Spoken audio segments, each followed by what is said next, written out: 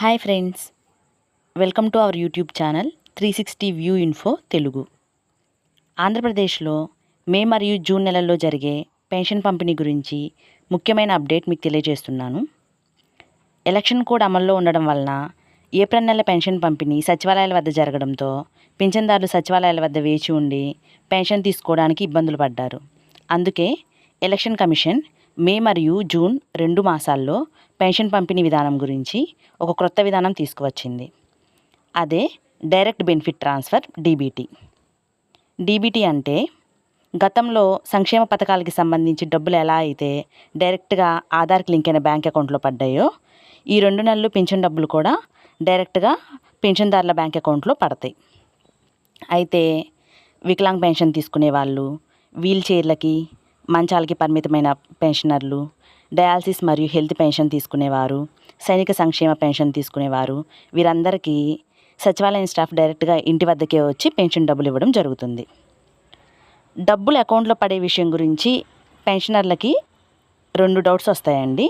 ఇందులో first doubt, మా దగ్గర బ్యాంక్ అకౌంట్ జిరాక్స్లు ఏమీ సచివాలయం వాళ్ళు తీసుకోలేదు కదా, మా అకౌంట్లో ఎలా పడతాయి అని.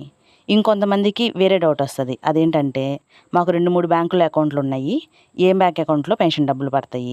బ్యాంక్ అకౌంట్ జిరాక్స్లు మీరు ఎవ్వరికి ఇవ్వాల్సిన అవసరం లేదండి. పెన్షన్దారుల ఆధార్లు ఆల్రెడీ బ్యాంక్ అకౌంట్లకు లింక్ అయ్యే ఉంటాయి, ఆ అకౌంట్లో డబ్బు పడతాయి. ఒకవేళ 2-3 బ్యాంకుల్లో కనుక అకౌంట్ ఉంటే ఒక్క అకౌంట్కి మాత్రమే ఎన్పిసిఐ లింక్ అయి ఉంటుంది. ఆ ఎన్పిసిఐ లింక్ అయిన బ్యాంక్ అకౌంట్కి మాత్రమే పెన్షన్ డబ్బులు పడతాయి. కొంతమంది పెన్షనర్లకి అసలు ఇంతవరకు బ్యాంక్ అకౌంటే ఉండకపోవచ్చు.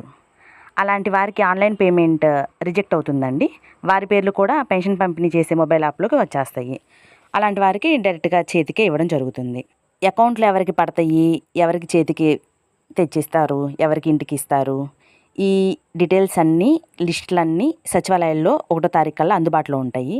సచివాలయం స్టాఫ్ మీకు పెన్షనర్లకి తప్పకుండా తెలియచేస్తారు. ఈ పెన్షన్ పంపిణీ 1వ తారీఖు నుంచి 5వ తారీఖు వరకు జరుగుతుంది. మీ ఇంట్లో కానీ, మీ బంధువుల్లో కానీ, మీ చుట్టుపక్కల కానీ ఎవరైనా పింఛన్దారులు ఉంటే వారికి తప్పకుండా ఈ విషయాలు తెలియచేయండి. అకౌంట్లో పడడం కానీ, చేతికి ఇవ్వడం కానీ, రెండిట్లో ఏదో ఒకటి ఖచ్చితంగా జరుగుతుంది. ఏ ఒక్కరిని కంగారు పడొద్దని చెప్పండి.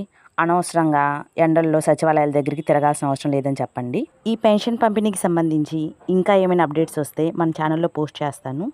ఈ వీడియో కనుక మీకు నచ్చినట్లయితే లైక్ చేయండి, మీ ఫ్రెండ్స్కి షేర్ చేయండి, ఛానల్ని సబ్స్క్రైబ్ చేసుకోండి, బెల్ ఐకాన్ క్లిక్ చేయండి.